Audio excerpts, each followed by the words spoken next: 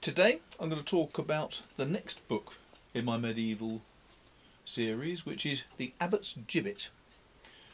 This is the great initial cover from Headline. This is the now new cover, which I rather like as well, from Simon & Schuster. It's available as usual as paperback or as an ebook, and it was first published in 1998, astonishingly. But the book came about because I spent the first few years of writing trying to think of different themes that interested me. One theme that always interested me was the idea of markets and how people brought their produce to sell, how they would have to pay different taxes, tolls, to be able to take things into the cities and towns, how far people would travel from town to town.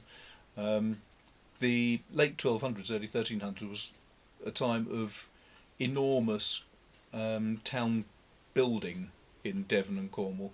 In fact, Devon and Cornwall apparently had the highest populations in towns or cities of all of the different counties in the UK. But the research that I did, first of all, was Marianne Kowaleski's great book on medieval markets, which all of her work tended to concentrate on Exeter, but it gives a huge amount of information about the different taxes and so on that people had to deal with. And there was also the local customs accounts of the city of Exeter as well that she produced sometime later. But the difficulty with writing books often is you never know which direction you're going to go in. And with this book, Abbot's Gibbet, it was originally going to be called Widdicombe Fair. And the reason why I wanted to call it Widdicombe Fair was that everybody's heard of Widdicombe Fair. Widdicombe Fair was such a popular, famous place in the middle of Dartmoor. And the great thing was that most people have heard of a song called Uncle Tom Cobley and All, because that's the refrain for the song Widdicombe Fair. And I thought, that's a nice idea. And I've always found it hard getting the ideas for book titles together. So I was delighted with that. I thought Widdicombe Fair would work very well. And I put it through to my agent, and she said, oh yes, that's a very good idea. And she put it up to the editor, and she said, yes, that's a very good idea. I think we can go with that. So it was going to be called Widdicombe Fair. So I went up to London to the great old British Library.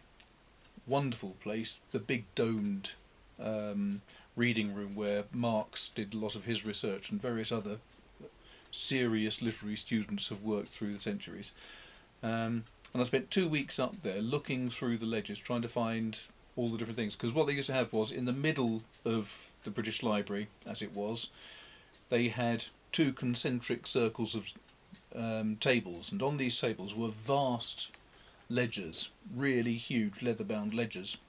And in them you could find all the authors of all the books ever written, and you could find sort of word-in-text searches. So I looked up Widdicombe and markets. There were lots of books on markets. I got quite a few of them out. Widdicombe was more of a problem because Widdicombe has been spelt W-I-D-E as it is now, or W-Y-D-I, W-I-D-D-I, W-I-D-E, W-I-D-D-E, W-Y-D-D, etc. And it took me 2 weeks to discover that I really couldn't find a damn thing about Widdicombe Fair, which isn't surprising because Hitler bombed the British Library over time, and it was flooded 3 times by the Thames in the 1800s.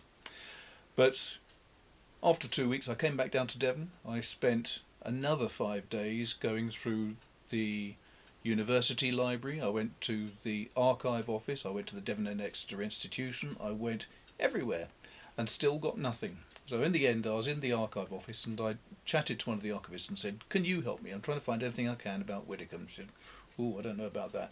You need to speak to the Cathedral Librarian, she said, because he knows everything. Fine. So I phoned him up and I said, I'm trying to find out anything I can about Widdicombe Fair in the 1320s. And he said, oh, you'll find that hard. And I said, yes, can you tell me why? He said, yes, Widdicombe Fair started in 1820. I thought, bugger. So that's why it moved and it became Tavistock Fair, which has been very, very ancient. Tavistock Fair started long before my period. The Goosey Fair was going on for hundreds of years. And trying to figure out a decent story was very difficult, but I worked on the idea of the thing about fairs and markets was people kept coming around from all over the place. And that I found interesting. Just the idea that you could get people from miles and miles around, possibly from the rest of Europe, coming to a big market centre, Tavistock, and helping the finances of the abbey, doing lots of trading with all of the local populace. There would have been tin traded, there would have been everything being traded there. I thought that itself was fascinating enough, and it's really from that the whole of this book came about. So I hope you enjoy reading it. Don't forget, if you've enjoyed this video, do press the like button at the bottom, and please do subscribe. And apart from that, every Thursday there'll be a new video, and I hope to see you next time. Thanks a lot. Bye.